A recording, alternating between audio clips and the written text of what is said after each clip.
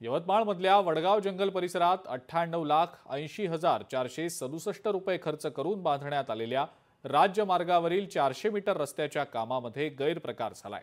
निकृष्ट रस्त्यामुळे ग्रामस्थांचे हाल होत आहेत। पाहुयात त्याच संदर्भातला हा स्पेशल रिपोर्ट।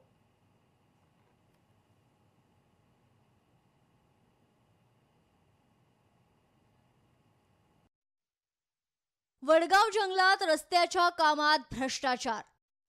400 मीटर रस्त्याच्या कामात गैरप्रकार झाल्याची माहिती।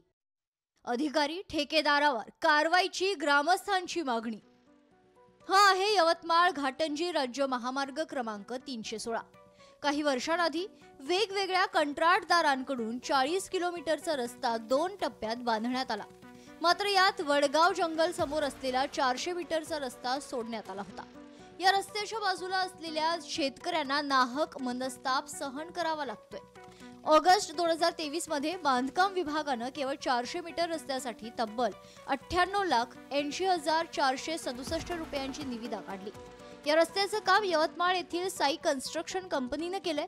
मात्र एवढी मोठी रक्कम खर्च करून तयार करण्यात आलेला रस्ता पुन्हा जैसे थेच झालाय। संबंधित विभागाने हा रस्ता 92,80,000 काही रुपयाचा बनवला ई निविदाद्वारे आणि सदर रस्ता हा पूर्ण याच्यात भ्रष्टाचार झाला।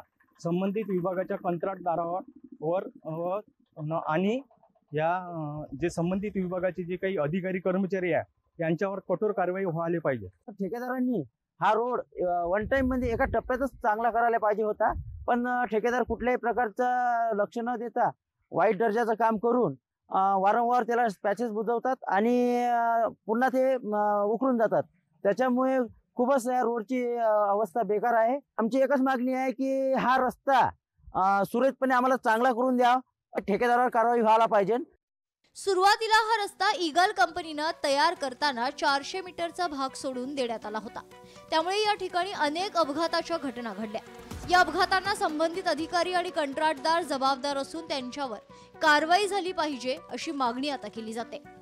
सुरुवातीला हा रोड ईगल कंपनीने केलेला आहे आणि यामध्ये सुरुवातीला एवढाच तुकडा सोडून दिलेला होता। त्यानंतर बऱ्याच काही इथे ॲक्सिडेंट झाले, बरेच काही अपघात या ठिकाणी घडलेले आहेत, बरेच काही जखमी झाले आहेत। बांधकाम विभागाने लक्ष देऊन संबंधित जे कंत्राटदार होते त्यांच्यावर चांगल्या प्रकारे गुन्हा दाखल होऊन त्यांच्यावर कारवाई व्हायला पाहिजे। दरवर्षी हा रोड बनतो आणि एक पावसाळा आला का पूर्ण या रोडची कंडिशन जैसे ते होऊन जाते। म्हणून एवढा रोड तरी सिमेंटचा रोड करून देण्यात यावा, जेणेकरून रोड फार काळ टिकेल। 98,80,467 रुपये एवढी मोठी रक्कम खर्च करूनही रस्ता अपूर्णच असल्यानं अधिकारी आणि कंत्राटदारांवर कारवाई होणार का आणि हा अपूर्ण 400 मीटरचा रस्ता कधी तयार होणार हे पाहणं महत्त्वाचं असेल। संजय राठोड, लोकशाही मराठी, यवतमाळ।